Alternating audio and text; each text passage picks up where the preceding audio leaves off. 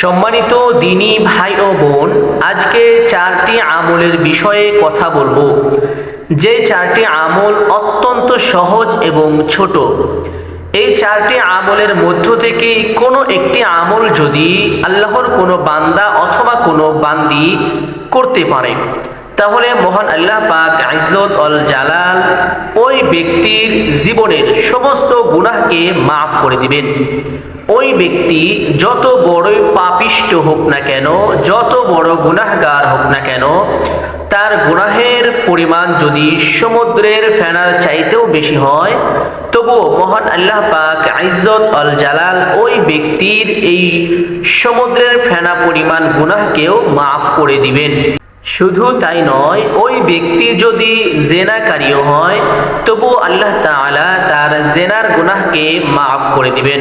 সম্মানিত দিনী ভাই ও বোন, আরো একটি মজার ব্যাপার হলো, মহান আল্লাহ পাক ইজ্জত আল জালাল এই চারটি আমল করার কারণে আল্লাহ পাক রব্বুল আলামিন ওই বান্দার রিজিকের মধ্যে অসংখ্য অগণিত বরকত রহমত নাজিল করে থাকেন।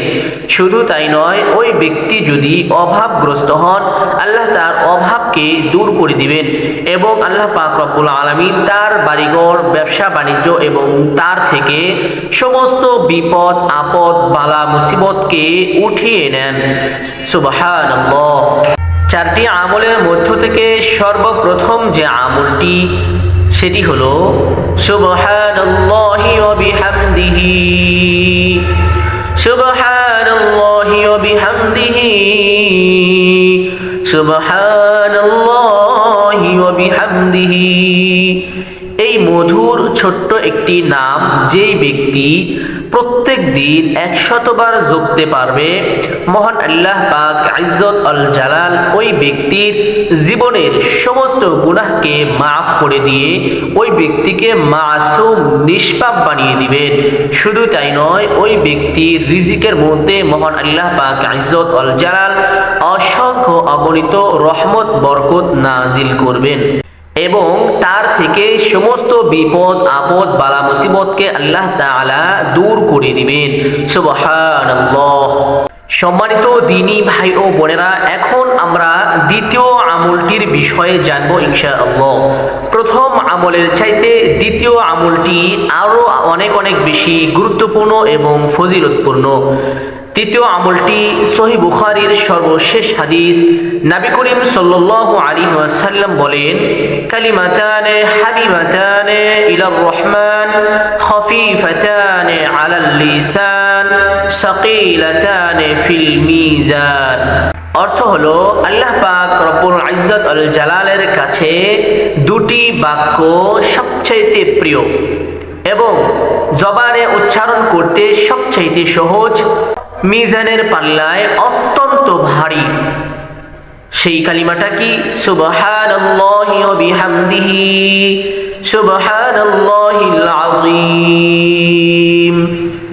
যে ব্যক্তি এই আমলটি করতে পারবে, প্রত্যেক দিন কমপক্ষে 5 ওয়াক্ত নামাজের পরে 5 বার এই দুটি বাক্য উচ্চারণ করবে, সুবহানাল্লাহি ওয়া বিহামদিহি, সুবহানাল্লাহিল আযীম। এই ছোট দুটি বাক্য উচ্চারণ করলে মহান আল্লাহ পাক রব্বুল আলামিন ওই বান্দার জীবনের সমস্ত গুনাহগুলোকে মাফ করে দিবেন এবং তার রিজিকের মধ্যে অসংখ্য অগণিত রহমত বরকত নাজিল করবেন। সমস্ত বিপদ আপদ বালা মুসিবত থেকে তার পরিবার পরিজন আহলে বায়াত সকলকে আল্লাহ পাক রব্বুল আলামিন হেফাজত করবেন। এখন আমরা তৃতীয় আমলটির বিষয়ে জানবো ইনশাআল্লাহ। তৃতীয় আমলটিও হাদিসের মধ্যে বর্ণিত। নবী করিম সাল্লাল্লাহু আলাইহি ওয়াসাল্লাম বলেন, যে ব্যক্তি এই দোয়াটি দিনে পাঠ করবে, সে যদি রাতে মারা যায় তাহলে জান্নাতে যাবে, আর যদি রাতে পাঠ করে দিনে মারা যায় তাহলে সে জান্নাতে যাবে। সুবহানাল্লাহ। এখন আমরা সেই আমলটি জেনে নিব। অনেকেই আমলটি জানি, আবার অনেকেই আমরা আমলটি জানি না। আমলটির একটি নাম আছে, সেটি হলো সাইয়্যিদুল ইস্তিগফার। যারা জানি এবং জানি না প্রত্যেকেই আবার নতুন করে জেনে নিই। যারা জানি না তারা বাংলা দেখে দেখে মুখস্থ করে নেবেন ইনশাআল্লাহ। اللهم أنت ربي لا إله إلا أنت خلقتني وأنا عبدك وأنا على عهدك ووعدك ما استطعت أعوذ بك من شر ما صنعت أبوء لك بنعمتك علي وأبوء بذنبي فاغفر لي فإنه لا يغفر الذنوب إلا أنت। আশা করি বাংলা দেখে দেখে প্রত্যেকেই আমলটি মুখস্থ করে নিবেন ইনশাআল্লাহ। এখন আমরা চতুর্থ আমলটির বিষয়ে জেনে নিব। সে আমলটি আরো অত্যন্ত বেশি গুরুত্বপূর্ণ এবং ফজিলতপূর্ণ। সে আমলটি হলো আয়াতুল কুরসি। হাদিসে বর্ণিত একটি আমল। নবী করিম সাল্লাল্লাহু আলাইহি ওয়াসাল্লাম বলেন যে ব্যক্তি এই আমলটি করিবে 5 ওয়াক্ত নামাজের পরে, যে ব্যক্তি আয়াতুল কুরসি পাঠ করিবে ওই ব্যক্তি এবং জান্নাতের মাঝে কোনো পর্দা থাকে না, কোনো বাধা থাকে না, শুধুমাত্র ওই ব্যক্তির মৃত্যু ব্যতীত। শুধু তাই নয়, যে ব্যক্তি আয়াতুল কুরসি ঘুমানোর আগে পাঠ করে ঘুমিয়ে যাবে ওই ব্যক্তির সমস্ত সম্পদকে, সমস্ত পরিবার পরিজন আহলে বায়াতকে আল্লাহ পাক রব্বুল আলামিন নিজ হাতে কুদরতি হাত দ্বারা হেফাজত করে থাকেন। আয়াতুল কুরসি মুখস্থ পাঠ করলেও হবে, দেখে দেখে পাঠ করলেও হবে, কোনো সমস্যা নেই। অনেক দিনী ভাই ও বোন আছেন যারা কোরআন তেলাওয়াত করতে পারেন না, আয়াতুল কুরসি পাঠ করতে পারেন না। তাদের উদ্দেশ্যে বলছি, তারা আয়াতুল কুরসি মোবাইলের মাধ্যমে ঘুমানোর আগে শুনে নিবেন, শুনে অতঃপর ঘুমিয়ে যাবেন গুনাহমুক্ত হয়ে। তাহলে আল্লাহ পাক রব্বুল আলামিন আপনার ঘুমের মধ্যে মৃত্যু হলে জান্নাত দিবেন এবং আপনার সম্পদকে হেফাজত করবেন। এখন আয়াতুল কুরসি আমি আপনাদেরকে পাঠ করে শোনাচ্ছি। أعوذ بالله من الشيطان الرجيم بسم الله الرحمن الرحيم الله لا إله إلا هو الحي القيوم لا تأخذه سنة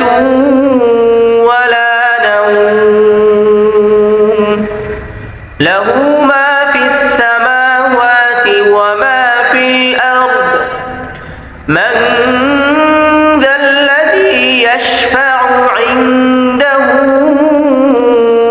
إلا بإذنه يعلم ما بين أيديهم وما خلفهم ولا يحيطون بشيء من علمه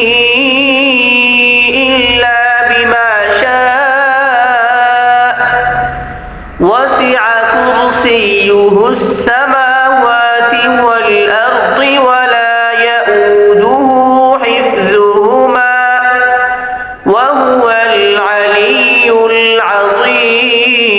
العظيم صدق الله العظيم। এতটুকু আপনারা পাঠ করবেন, পাঠ করতে না পারলে মোবাইলের মাধ্যমে আপনারা শুনবেন, তাহলেও আমলটি হয়ে যাবে, কোনো সমস্যা নেই। আপনারা বুঝতে পেরেছেন এই আমলটি কতটা গুরুত্বপূর্ণ ছিল। আজকে যে 4টি আমল নিয়ে আলোচনা করেছি, 4টি আমল কোনোটা থেকে কোনোটা কম নয়। প্রত্যেকটি আমলই গুরুত্বপূর্ণ এবং ফজিলতপূর্ণ, কোনো একটি আমল ফেলে দেওয়ার মতো নয়।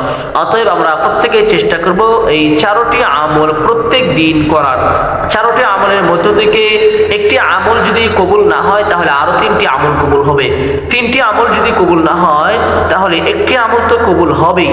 অতএব আমাদের প্রত্যেকের উচিত 4টি আমল প্রত্যেক দিন করার জন্য। তো বন্ধুরা, এই ছিল আজকের মূল আলোচনা। আশা করি আলোচনাটি প্রত্যেকের কাছে ভালো লেগেছে। যদি আলোচনাটি ভালো লেগে থাকে তাহলে অবশ্যই একটি লাইক করে দিবেন এবং এই ভিডিওটি প্রত্যেকেই নেক নিয়তে দ্বীনি খিদমতে ইসলাম প্রচারের লক্ষ্যে শেয়ার করে দিবেন। এবং আপনারা যদি আমাদের এই চ্যানেলে নিত্য নতুন ভিডিও পেতে চান অথবা আপনারা যদি আমাদের সাথে লাইভ প্রোগ্রামে যুক্ত থাকতে চান, আমরা প্রতিদিন রাত 11টা থেকে 12টা বা তার কম বেশি সময় আমরা লাইভের মধ্যে যুক্ত থাকি। অনেকেই আমরা প্রশ্ন উত্তর নিয়ে লাইভে চলে আসি। আপনারা যদি লাইভে যুক্ত থাকতে চান অথবা এই চ্যানেলে নিত্য নতুন ভিডিও পেতে চান তাহলে অবশ্যই চ্যানেলটি সাবস্ক্রাইব করে বেল আইকনটি বাজিয়ে আমাদের সাথে থাকবেন। ভালো থাকবেন, সুস্থ থাকবেন। ধন্যবাদ। আসসালামু আলাইকুম ওয়া রাহমাতুল্লাহি ওয়া বারাকাতুহু।